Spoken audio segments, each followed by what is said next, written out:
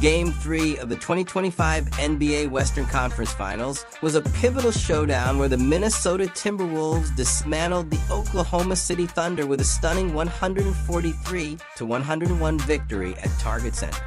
With their backs against the wall, Minnesota responded with an aggressive, high-energy performance, completely disrupting the Thunder's rhythm and setting a franchise record for most points scored in a playoff game. After dropping the first 2 games of the series, Minnesota entered Game 3 desperate for a response, and they delivered in spectacular fashion. Anthony Edwards led the charge, dominating offensively with a mixture of deep threes, acrobatic finishes, and lethal mid-range jumpers. Julius Randle asserted himself in the paint, and rookie Terrence Shannon Jr. brought much-needed explosiveness off the bench. More importantly, Minnesota's defense was suffocating, forcing turnovers and capitalizing in transition while neutralizing OKC's offensive flow. Welcome to Jintatski Sports, your spot for all things sports. From legendary moments and big-time plays to inspiring stories and deep dives, we bring you the content that keeps the game alive.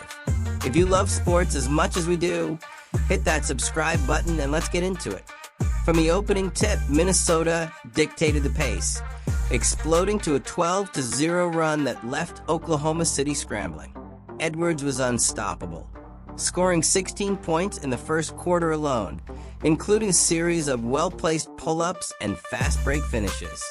The Timberwolves' defensive scheme completely disrupted Shai Gilgeous-Alexander, holding OKC to just 14 points, their lowest-scoring quarter all season. By halftime, Minnesota had stretched their advantage to 72-41, leaving the Thunder with little room to maneuver. Edwards' efficiency remained unmatched, while Randle's physical play in the paint continued to wear down Oklahoma City's front court. Gilgeous-Alexander struggled under intense ball pressure, shooting just 4 of 13 at the half. The Thunder had no answers defensively, allowing Minnesota to convert turnovers into easy buckets. Rather than slowing down, Minnesota intensified their attack in the third quarter, outscoring Oklahoma City 35-29. Edwards continued orchestrating the offense, delivering pinpoint passes to open shooters, while Shannon Jr. added an important scoring punch off the bench. Another 12-0 run extended the lead to 86-52. Effectively sealing the game before the fourth quarter even began. With victory all but assured, both teams turned to their reserves, allowing the starters to rest. The Timberwolves maintained their relentless effort, ensuring OKC never gained momentum. Their final tally of 143 points set a new franchise record, cementing their dominant response to the series deficit. Minnesota's ability to control tempo, execute defensively, and play with relentless intensity was their biggest asset in Game 3. Edwards showcased elite leadership, scoring efficiently while facilitating for his teammates. Randle's physical presence inside forced OKC's defense to collapse, creating open perimeter looks for others. The Timberwolves' depth was also a key factor, as Shannon Jr. provided crucial secondary scoring. Despite their strong showing, over-reliance on Edwards could be a problem if OKC adjusts its defensive coverage.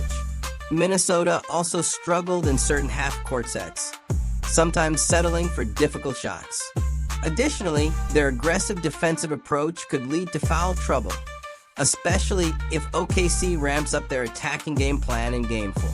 Minnesota can build on their newfound momentum and pressure the Thunder into making rushed adjustments in Game 4.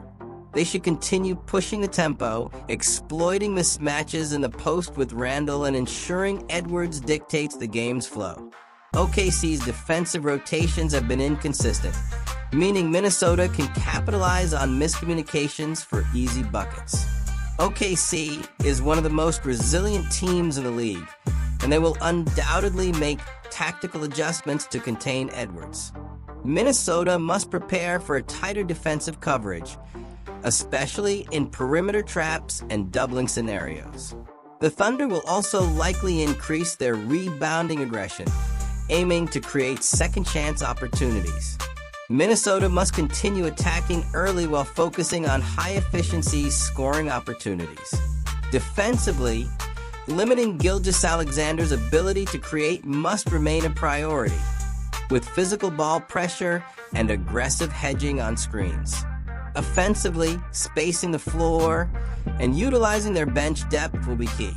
The Timberwolves should prioritize defensive rebounding to eliminate OKC's second-chance buckets and maintain their transition-heavy attack.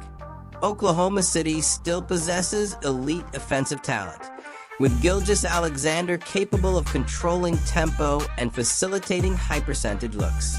Their perimeter shooting, led by Jalen Williams and Chet Holmgren, remains a dangerous asset when fully utilized. OKC's ability to adjust after losses has been a defining trait throughout the season, giving them a strong bounce-back potential. Turnovers were a glaring issue, allowing Minnesota to dominate the transition game. Defensively, OKC struggled with matchups, failing to contain Edwards while leaving too many openings inside for Randle. Their bench unit was ineffective, providing minimal offensive spark when Gilgeous-Alexander was off the floor. OKC has a chance to neutralize Minnesota's offense by tightening their defensive approach. Focusing on trapping Edwards early and forcing Minnesota into more contested possessions will be key. Holmgren's stretch-the-floor abilities should be utilized more effectively to open up driving lanes for Gilgeous-Alexander while forcing Minnesota's defense to overcommit. The Timberwolves now have confidence and momentum, making them an even more dangerous opponent. If OKC fails to adjust defensively, Minnesota could repeat their high-scoring performance in Game 4. The Thunder must also be cautious of foul trouble, as Minnesota will continue driving aggressively to draw contact. Oklahoma City must prioritize defensive pressure on Edwards, ensuring he faces constant traps and contested looks. Offensively, quicker ball movement is crucial to avoid isolation-heavy sequences. Controlling the rebounding battle will be key in limiting Minnesota's transition game. Holmgren must be integrated more effectively, stretching the floor while creating space for Gilgeous-Alexander and Williams to attack the rim. Game 3 was a turning point, proving Minnesota has the firepower to challenge the top-seeded Thunder. Their dominant performance has shifted momentum, setting up a crucial Game 4 where OKC must respond decisively to avoid a tied series. Both teams will adjust their strategies, making the next game a battle of resilience and tactical execution. Thanks for watching Jantotsky Sports. If that video hit home or gave you something to think about, drop a like and let me know what you think in the comments. Don't forget to subscribe for more stories that bring the heart of sports to life. Until next time, stay inspired and keep chasing greatness.